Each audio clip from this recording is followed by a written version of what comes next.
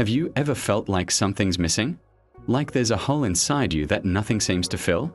You try everything, new places, new people, new goals, but that emptiness follows you everywhere. You're not broken. You're just searching in the wrong direction.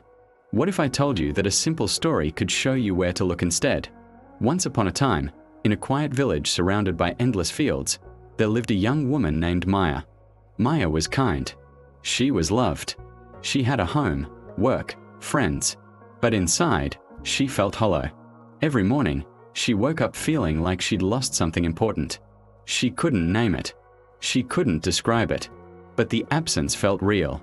So she decided to fill it. She thought happiness lived in other people's approval.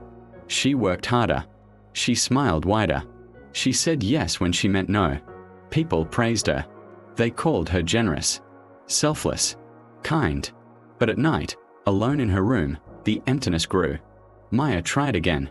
This time, she believed achievement would fix her. She set bigger goals, climbed higher mountains, earned more recognition. Her shelves filled with trophies, her walls covered with certificates. But when she looked in the mirror, she still felt incomplete. She felt confused, lost. "What's wrong with me?" she whispered. Maya tried once more. She thought maybe she needed love. She searched for someone to complete her. She gave everything. She poured herself into relationships. She became whatever people needed. One day, after another relationship crumbled, she sat on her doorstep and cried.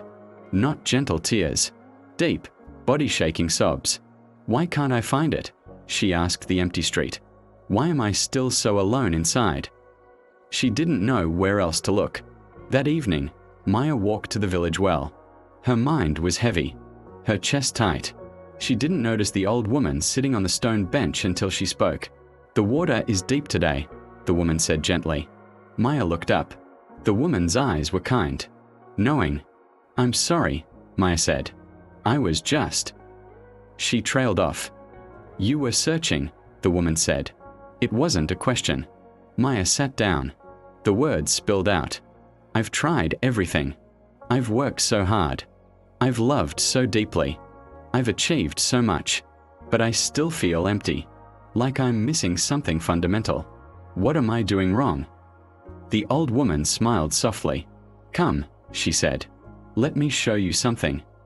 She reached into her bag and pulled out 2 small clay cups and a pitcher of water. She placed both cups on the stone bench between them. "Watch," she said. She turned the first cup upside down. Then she poured water over it. The water ran down the sides. It pooled on the bench. It dripped to the ground. Not a single drop stayed in the cup. She waited. Then she turned the second cup right side up. She poured water into it. The cup filled. The water stayed. It rested there, still and complete. "Tell me, dear one," the woman said. "What's the difference?" Maya stared at the cups. Her heart began to beat faster. "The first cup was closed," the old woman continued. "It faced away from the source. No matter how much water I poured, it couldn't receive anything. The second cup was open. It faced the right direction. It didn't chase the water. It simply allowed itself to be filled." She touched Maya's hand. "When you search outside yourself for wholeness, you are like the first cup. You face away from the only source that can truly fill you. You run after approval, achievement, love, but none of it can enter because you're looking the wrong way." The old woman's voice softened. "The emptiness you feel isn't because something's missing. It's because you're turned away from what's already there, inside you, waiting." Maya felt tears on her cheeks. Warm, quiet. She understood. That night, Maya made a different choice. She didn't look for her next goal, her next achievement, her next relationship. She sat in her room, quiet, still. She turned inward. The next morning, when someone asked for her help, she checked inside first. "Can I do this and stay whole?" she asked herself. The answer was no. So she said no, gently, kindly, and she felt fuller, not emptier. Days turned into weeks. Maya practiced. When she felt lonely, she didn't call someone to fill the void. She sat with herself. She listened to her own breathing. When she felt inadequate, she didn't chase another certificate. She acknowledged her worth right now. When she felt empty, she didn't search outside. She turned inward and rested there. Something inside her began to settle, to soften, to breathe. The world around her started looking different. Colors seemed richer. Conversations felt deeper. She noticed things she'd missed before, the way morning light touched her window, how her tea tasted, the sound of her own laughter. One afternoon, a woman approached her in the market. "I've been watching you," she said. "You seem peaceful. I want to learn what you know." Maya hadn't sought students, but they came. A month later, a job offer arrived. Better than anything she'd chased before. She hadn't applied. Someone had noticed her work. Someone who valued her for who she was, not who she pretended to be.